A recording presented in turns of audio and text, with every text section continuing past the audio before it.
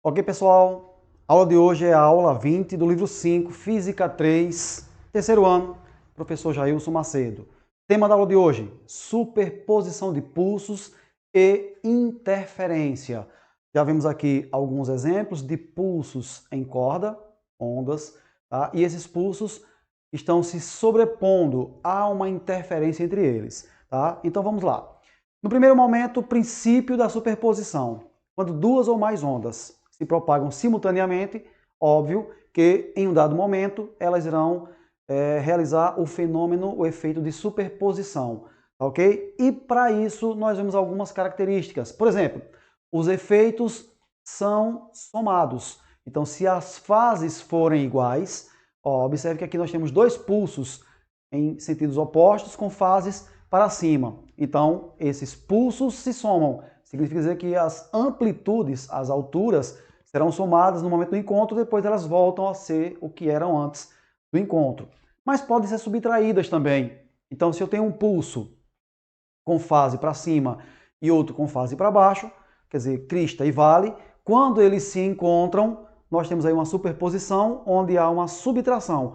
E logo em seguida eles voltam a ser o que eram exatamente antes, tanto nas mesmas fases como fases opostas. Percebam aqui as duas características. Isso é superposição de pulsos, interferência entre ondas, ok? Bom, a interferência ela pode ser construtiva, e aí nós estamos classificando-as. Ou ela é construtiva. Quando é que elas são construtivas? Os pulsos se encontram em concordância de fases. Crista com crista, vale com vale, ok? Então aí nós temos uma interferência construtiva. Os pulsos se encontram e se somam, sejam crista-crista ou vale-vale, não importa. Fica uma cristona e fica um valão. Aqui, ó, o A é a soma de A1 mais A2. E a interferência, quando é a subtração, é chamada de destrutiva. Os pulsos se encontram com faces invertidas, crista com vale. Está aqui, ó, A1 e está aqui o A2. Elas se encontram, no momento do encontro eu faço a subtração, sempre da maior menos a menor, ou é A1 menos A2 ou é A2 menos A1. Se elas forem iguais, some, fica sem onda alguma. Este detalhe aqui nós veremos em temas posteriores, em acústica, mostrando que alguns detalhes importantes utilizados no cotidiano, por exemplo, dentro de aeronaves, é fazer com que haja caixinhas de som internos do avião, da aeronave, emitem frequências em oposição à frequência das turbinas fora do avião, para que na superposição dessas ondas ocorra o máximo possível esse fenômeno aqui. A frequência de ondas numa fase encontra com a outra em oposição e faz com que haja a diminuição dessa amplitude. A amplitude é a intensidade sonora. Faz com que haja uma diminuição da intensidade e você vai ouvir muito pouco barulho dentro da aeronave. É o que acontece com esses fones de ouvidos de melhor qualidade. Eles têm um sistema que eliminam o som externo, então são interferências destrutivas, tá ok? Com relação à interferência para fontes em fase, então agora aqui eu tenho aqui, ó, um lago, aí eu gerei um pulso e um outro pulso, são duas fontes. Cada ponto desse gera ondas circulares. Os círculos da primeira e os círculos da segunda se encontram em várias posições. O que eu tenho que fazer é verificar em momentos que se encontram cristas de uma com cristas da outra, nós teremos uma interferência construtiva. Quando se encontra crista de uma com vale da outra, teremos aqui pontos aleatórios que são chamados de interferências destrutivas, ok? E vale com vale também construtiva. É daí que geram esses vários encontros aqui, ó. Pontilhados, que é de uma fonte, e linhas fechadas, que é de outra fonte, ok? As linhas fechadas, que são as cristas, as linhas pontilhadas, que são os vales. Então, quando eu tenho preto com preto, aqui, ó, vai ser construtiva. Quando eu tenho aqui, ó, pontilhado com pontilhado, é construtiva, só que aqui é fase para cima, aqui é fase para baixo. Significa dizer que aqui é crista com crista, aqui é vale com vale. Mas quando eu tenho fechado com pontilhado, aqui é crista com vale, aqui é destrutiva. Então eu posso colocar vários pontos aqui e pedir que se façam cálculos, tá? Ou que se determine. Esse ponto, por exemplo, aqui, esse ponto P, aqui eu tenho a fonte 1, eu tenho a fonte 2. Da fonte 1 até um ponto P, eu tenho uma distância. Da fonte 2 até um ponto P, eu tenho outra distância, aqui representada como distância menor, distância maior. Pode ser distância 1, distância 2, não importa, porque sempre iremos fazer a diferença das distâncias. Para fazer a diferença, utilizamos sempre a maior menos a menor. Esse ponto P, ele pode ser construtivo ou destrutivo. Vai depender do desenho. Só olhando o desenho já sei, aqui é construtivo, é uma interferência construtiva. Quando eu não tenho o desenho, que são me dadas características das fontes, através de um cálculo, eu encontro um valor de um N e, a depender do N, eu já sei que ali é construtivo ou é destrutivo. Então, o que eu tenho que fazer? A diferença das distâncias, ΔD, é igual a uma quantidade N de meios lambdas. Quer dizer, são meia quantidades de ondas. Tá? Então, ΔD é a diferença da distância maior pela menor, vezes um número de meio lambda, meias ondas. Tá? A questão vai me dizer quais são o valor de lambda, vai me dar as distâncias, e eu vou calcular esse valor N aqui. Ó. Esse N é quem vai dizer se a interferência é construtiva ou destrutiva. Se o N for par, construtiva. Se o N for ímpar, destrutiva. A primeira interferência construtiva é 0.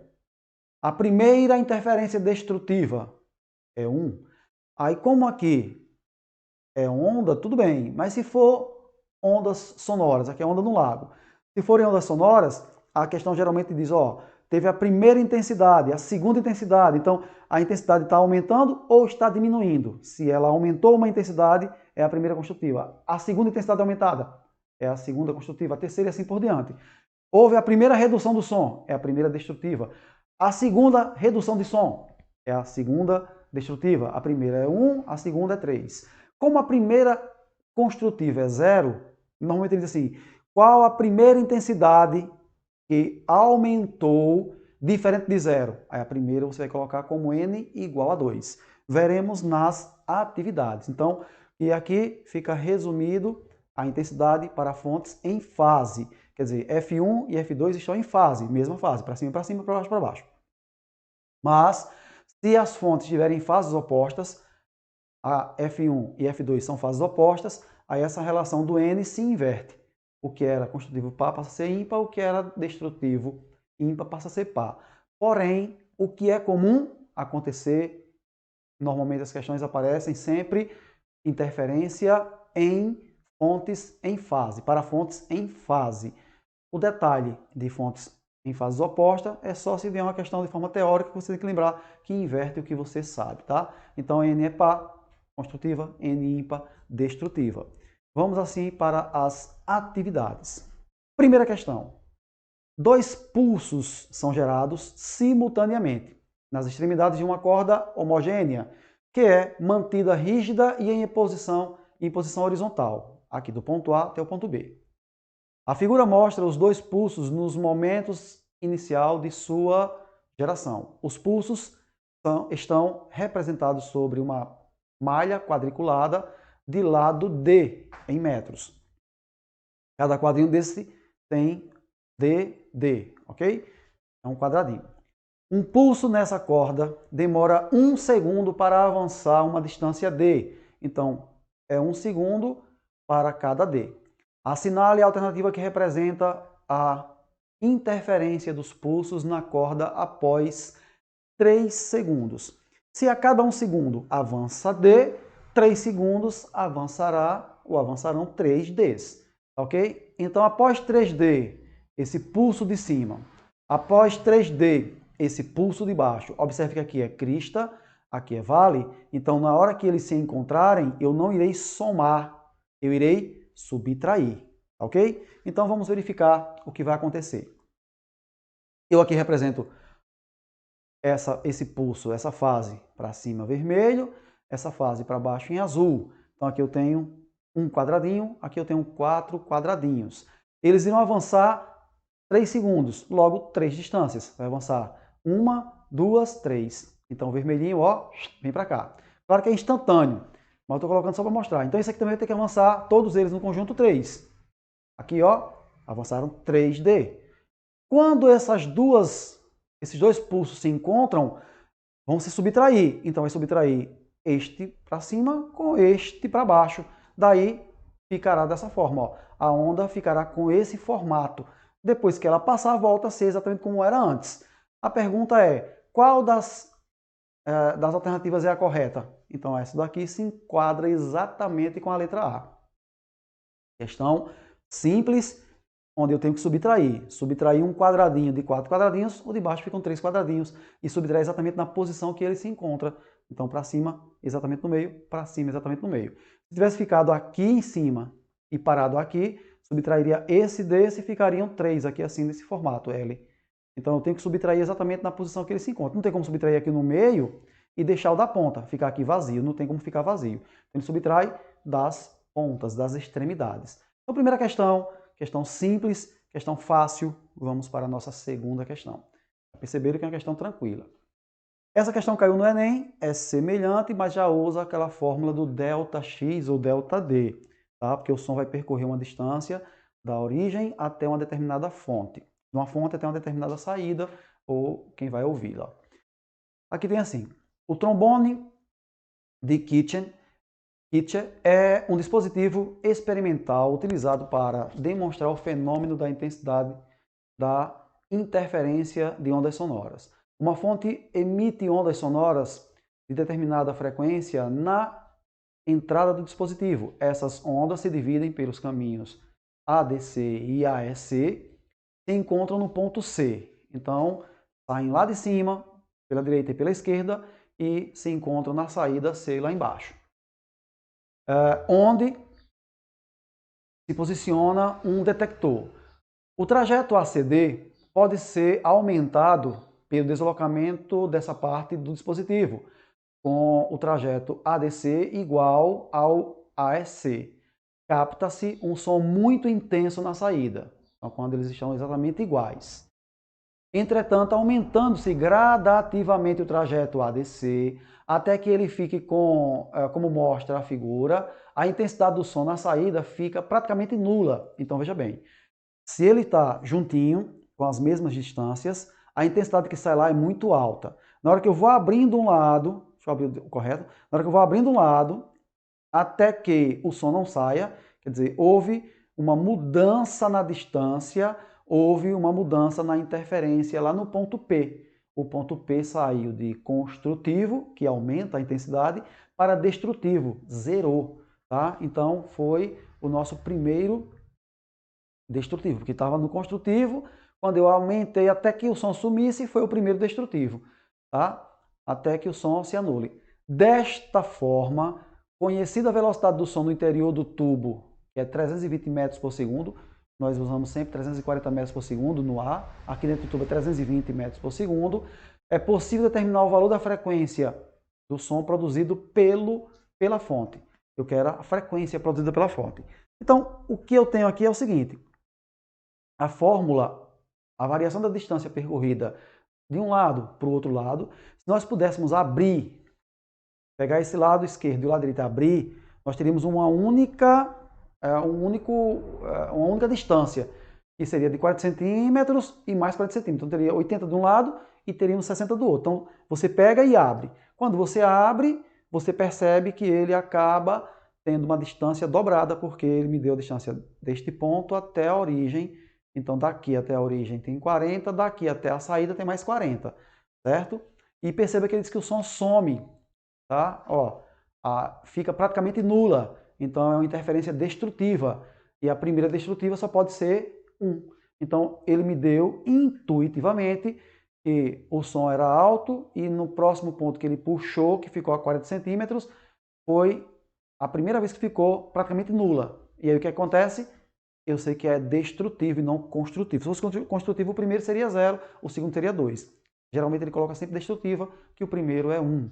Então já sei que dessa fórmula ΔD, eu sei quanto é a distância da esquerda, sei quanto é a distância da direita, eu vou subtraí-las, e sei quanto vale n, que é 1. E ele quer a frequência. Me deu a velocidade, eu tenho com essa fórmula como calcular o lambda. Ficou fácil agora? Então, observe que aqui eu tenho, ó, percorreu de um lado, percorreu do outro. Aqui eu tenho a distância DA, a distância do A até o D, do D até o C. Claro, 40 mais 40. Do outro lado, percorreu do A até o E, do E até o C. 30 mais 30. Beleza? Então, a fórmula velocidade igual a lambda F, eu posso calcular o lambda pela fórmula, a velocidade já me deu, ele quer a frequência. Fácil demais a questão. Tá? Então, a fórmula é aquela lá, delta D N lambda sobre 2. Quanto é a distância 1 e quanto é a distância 2, é para fazer esse giro e esse giro. Então, D1 é 80, que é 40 mais 40, D2 é 60, que é 30 mais 30. Lembrando que tem que colocar em metros, então é 0,8 e tal. Então, vamos calcular e achar em centímetro. 20. Então, o nosso lambda é 40 centímetros. Então, 40 centímetros em metros é 0,4. A velocidade, dada aqui a fórmula V igual a lambda F, velocidade 320, lambda 40 centímetros, que é 0,4 metros, substituiu, o nosso F é 320 por 0,4, 800 Hz. Questão resolvida, letra C. Então, aqui ele nos deu uma roupagem diferente para aquela fórmula que é duas fontes, um ponto P. Das duas fontes a um ponto P, eu tenho D1 e tenho D2. Delta D é a subtração de 1 por 2, que é igual a N lambda sobre 2. Fácil. Agora, só que aqui ele colocou do A até o C. Do A, do outro lado, até o C. Dois percursos, 1 e 2. Pronto, mesma coisa. Percurso 1, 80, percurso 2, 60. Calculando e substituindo na fórmula. Fácil, questão resolvida. Vamos ver a próxima questão. Questão de número 3. Uma fonte sonora está situada no ponto de coordenadas x igual a 0 metros e y igual a 0 metros. Bom, aqui ele nos deu a ideia do produto cartesiano e nós temos aqui a noção de preencher o produto para poder daí ver a fórmula que vai ser aplicada. E outro num ponto de coordenadas x igual a 0 metros e y igual a 4 metros. Então, basicamente nos eixos. Aqui na origem e aqui no ponto das abscissas, das ordenadas, né? O eixo y, exatamente no ponto y igual a 4 metros. As ondas produzidas pelas duas fontes têm a mesma frequência e estão em fase. Um observador situado no ponto de coordenadas 3 metros e y igual a 0, x igual a 3, y igual a 0, então no eixo x, nota que a intensidade do som diminui quando ele se move paralelamente ao eixo y, no sentido positivo ou no sentido negativo. Então, se eu estou num ponto parado e se eu me movo, a intensidade diminui, é porque eu estou num ponto construtivo e o vizinho é destrutivo. Se eu estou em um que a intensidade aumenta, é porque eu estou num ponto que é destrutivo e saio para um construtivo. Eu sempre saio de um construtivo para um destrutivo, na sequência. Então, se ele mostra que ao se deslocar tanto para cima quanto para baixo vai destruir, é porque eu tenho a noção que é o seguinte. Primeiro vamos colocar os pontos. Origem está ali, 0, 0. E o ponto 0, 4. Então, são as duas fontes. A fonte F1 e a fonte F2. E a pessoa está naquele ponto 3, 0. Está lá em azul ou verde, aquele pontinho. Ele foi dito que se ele sobe ou se ele desce, o som diminui. Então, o ponto que ele se encontra, aquele ali, é uma interferência construtiva. Ok? Então, naquele ponto N é 0, 2, assim por diante. A questão diz assim: se a velocidade do som no local é 340 metros por segundo, a menor frequência das fontes em Hertz que pode explicar essa observação é, mas veja bem, aquele ponto ali, tá? A fórmula é delta D igual a N sobre lambda. Esse ponto aqui, que é uma interferência construtiva, daqui eu tenho a distância às fontes 1 e 2. Se eu colocar aqui N igual a 0, eu não vou conseguir achar nada. Então, sempre eu pego o primeiro ponto construtivo que seja diferente de 0. Tá? Então, vamos calcular logo as distâncias F1 ao ponto P, que é a hipotenusa desse triângulo retângulo aqui, 3, 4. E é 5, né? Todo mundo já sabe que lado 3, 4, do triângulo retângulo, a hipotenusa é 5. Mas colocando no teorema de Pitágoras, F1P é 5 metros e F2P, 3 metros. Usando a fórmula, nós temos ΔD igual a N tal. Aqui fica 3 menos 2 igual a 2 vezes. Então perceba, por que o N aqui eu coloquei 2? Porque primeiro é uma interferência construtiva. E a menor construtiva diferente de zero é 2. Não tem sentido usar zero porque vai dar tudo zero. Ok? Então, números pares a partir do zero, mas o zero seria a primeira interferência construtiva. Quando a questão sempre trabalha diferente de zero, eu uso 2. Corta esses 2 e aqui subtrai. 5 menos 3 é 2. Quem é lambda? 2 metros. Encontrado o lambda, conhecendo a velocidade, que a questão disse que era 340 metros por segundo. Quem é a frequência? Fácil demais. Frequência V sobre lambda, 340 por 2, 170 Hz. Questão simples, questão tranquila. E vejam quantas vezes quiserem, mas boa questão. A última questão de número 4. Essa eu peço um pouco de atenção, porque ela tem conhecimentos físicos e para sua resolução, para provar e chegar ao resultado solicitado, tem algumas demonstrações matemáticas. E aí pode complicar um pouco, pode fugir um pouquinho do contexto de Enem ou não, vai depender do que se cobre, mas é interessante, observa, fica atento. Duas fontes sonoras idênticas são instaladas submersas em água com uma separação de D igual a 1 metro. 1 metro, tá aqui, ó. D minúsculo. A distância das fontes tem 1 metro, de uma para outra.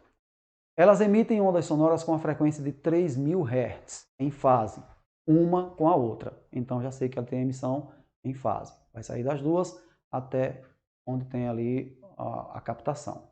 O microfone está instalado em uma linha paralela às fontes, a uma distância de D igual a 3 elevado a 1 meio, quer dizer, raiz de 3.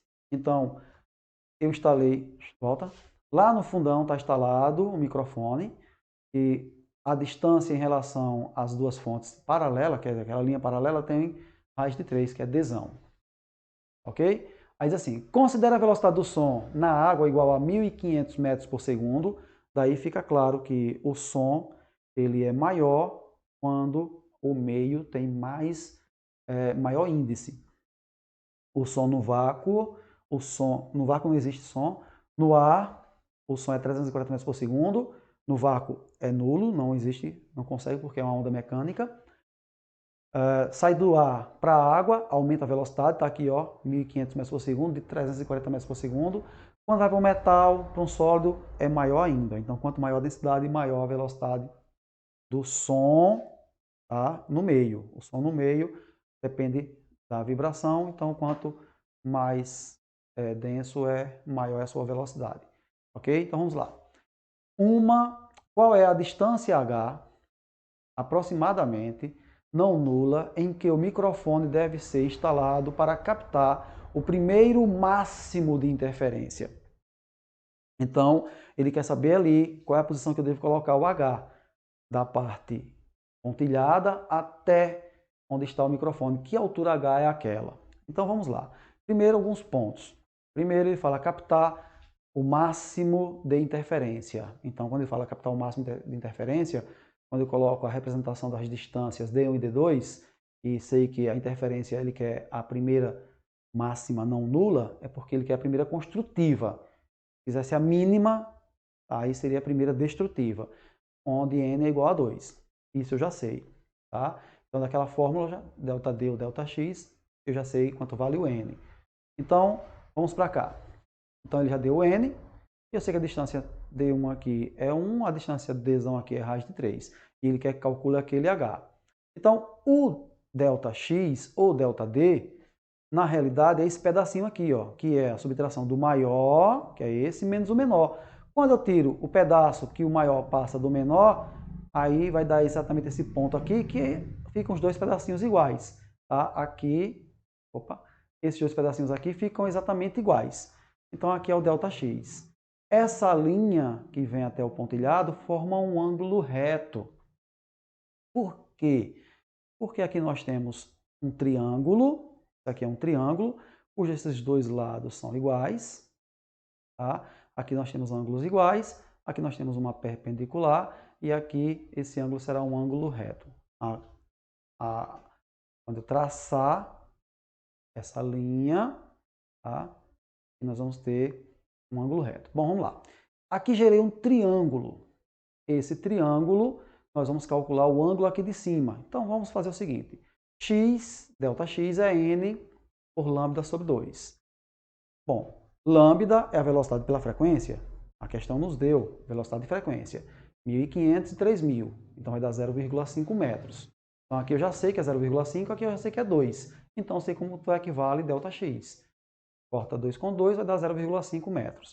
Então, esse pedacinho aqui é 0,5 metros. Essa linha é equidistante. Então, aqui tem 0,5, aqui tem 0,5. Ou aqui tem 1,5.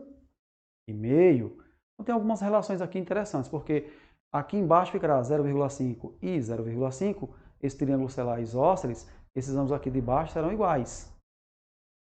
Então, tem algumas relações que nós vamos calcular aí. Vamos lá. Trazendo para cá, eu vou traçar esse pontilhado, explico já, formando um triângulo maior. Porque daqui até este ponto é a hipotenusa desse triângulo maior.